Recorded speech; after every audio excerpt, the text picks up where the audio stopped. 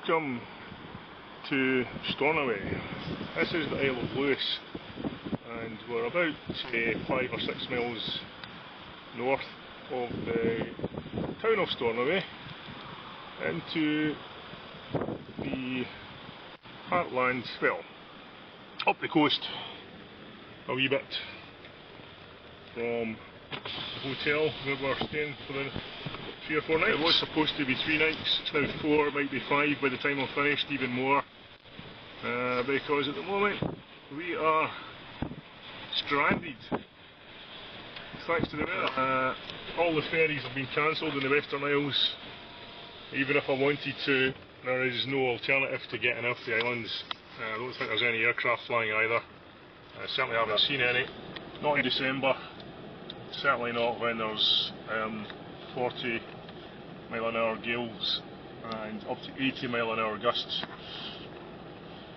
So yeah, here we are. It's kind of bleak. This is like this is the hardcore side of market research. This is what we do. No job too big, no island too small,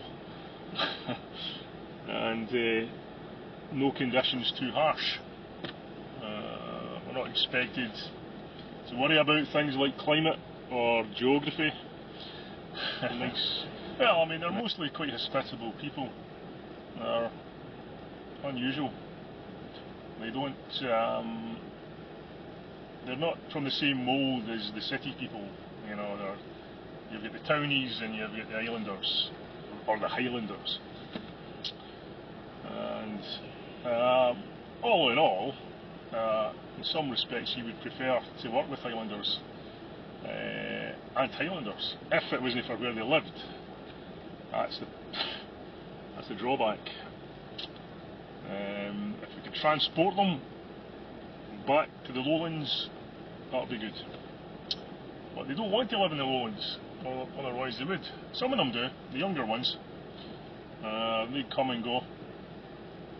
I've met some interesting characters, and this is my 3rd trip to Stornoway in as many months. I met a guy who worked for Saddam Hussein, a Scottish guy. That's another story.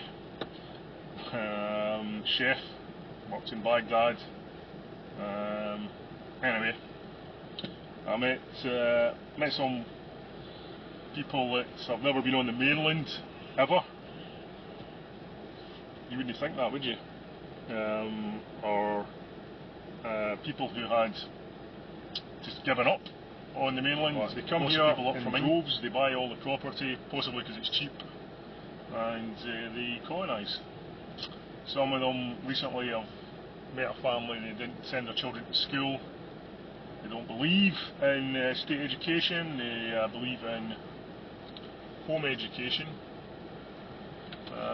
The children were interesting. The children had a story. They found me very interesting. I was a novelty. Having this.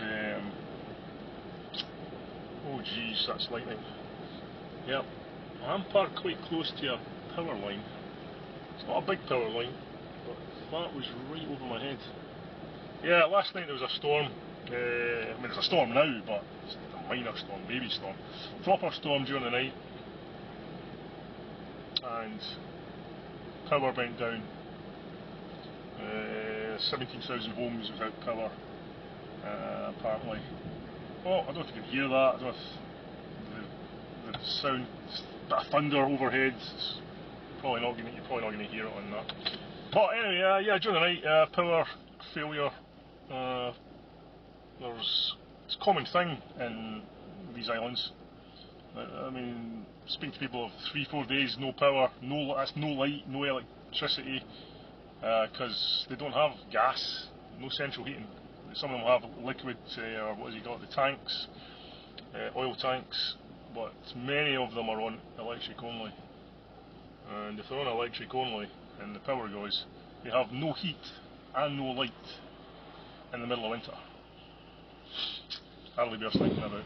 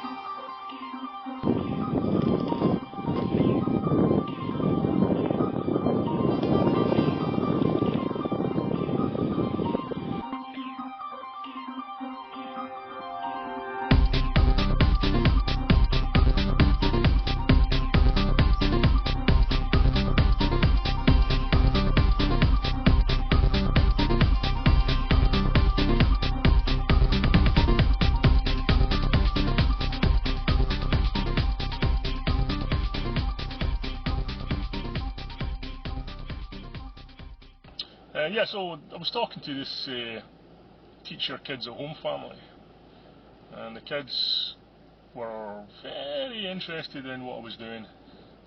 One of them had her face stuck in my laptop as I was trying to do the interview with the father, and she would not remove her face. I was like, do you mind? And the father was oblivious. She was like, oh, she's always like that. She's not worried about her son. Like, I can't see my screen. She's got her face winked. But lovely kids.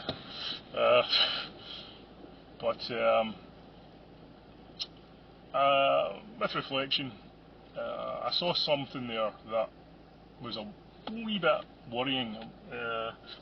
I'm not saying these children won't be as well educated as they would be if they went to state school. It's not for me to judge, but there was clear gaps in their understanding. For that age of children, I mean, they were all kind of, I think the girl that had her face on the computer, she would have been like maybe first year, second year high school. The rest were slightly younger, if I recall. But they didn't know things that you would expect children of that age to know. They had no real experience of the real world. Streetwise, very polite, but one of them was clearly not academic at any level at all. That was the older one, the female. That's 2 strikes within a close proximity.